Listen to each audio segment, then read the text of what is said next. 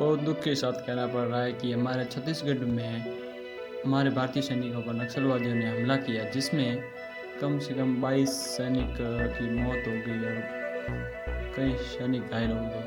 सूत्रों ने बताया कि लगभग 1500 सैनिकों की टुकड़ी तैयार की गई है। सीआरपीएफ विशेष जंगल युद्ध इकाई कोबरा, इसकी नियमित बटालियन की कुछ टीमें, इसी की बस्तियां बटालियन की एक इकाई, छत्तीसगढ़ पुलिस से संबंध जिला रिवर गार्ड और अन्य ने बीजापुर सुकमा जिले की सीमा के साथ एक खोज और विनाश अभियान शुरू किया था। शनिवार दोपहर के बाद उन्हें इलाके में कुछ माओवादियों की मौजूदगी में इनपुट मिले। सूत्रों ने कहा कि 400 माओवादियों द्वारा घात लगाए हुए थे, जो मोस्ट वांटेड माओवादी कमांडर तथाकथित people's liberation guerrilla army battalion number 1 डिग्मा के नेतृत्व में अपने सहयोगियों के साथ थे। नक्सलवादियों और सुरक्षा बलों के बीच 5 घंटे से अधिक समय तक मुठभेड़ चली। नक्सलियों ने हल्की मशीन गन LMG से गोलियों की बारिश की और हमले को कम करने के लिए कम तीव्रता वाले तात्कालिक विस्फोट उपकरण IED का इस्तेमाल किया।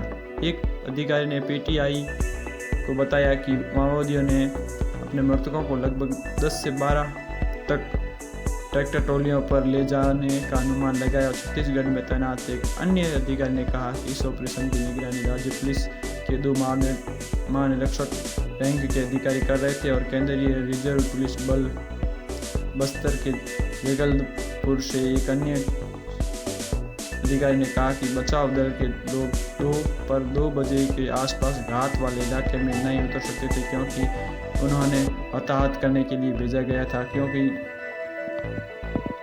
भारी गोलीबारी हो रही थी। हेलीकॉप्टर हताहतों को लेने के लिए लगभग 5 बजे उतरा और इनपुट्स प्राप्त हुए थे कि नक्सलवादी जोड़ागुंडा तरीम अक्ष में अपनी सामरिक काउंटर आक्रामक अभियान का संचालन कर रहे थे और इसलिए उन्हें रोकने के लिए 6 शिविर से सुरक्षा बलों की टीमों को तैनात किया गया था। और एक वरिष्ठ सुरक्षा अधिकारी ने PTI को बताया कि माओवादी ने जल्द ही भारी गोलीबारी के साथ सैन्य बलों को भारी गोलीबारी में घायल कर दिया और हेलीकॉप्टर की छटनी की गई।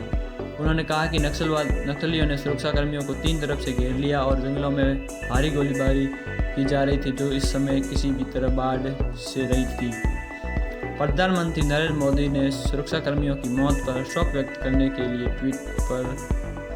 ट्वीट पर किया कि मेरे विचार छत्तीसगढ़ से माओवादियों से लड़ते हुए शहीद हुए लोगों के परिवार के साथ है।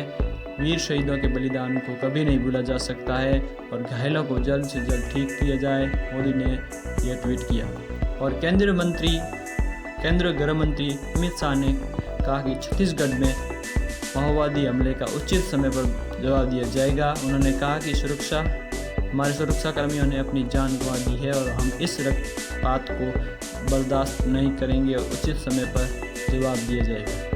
आप सभी से एक निवेदन है कि इस वीडियो को हर भारतीय तक पहुंचाए, ताकि उन वीर शहीदों को ज़्यादा से ज़्यादा श्रद्धांजलि मिले।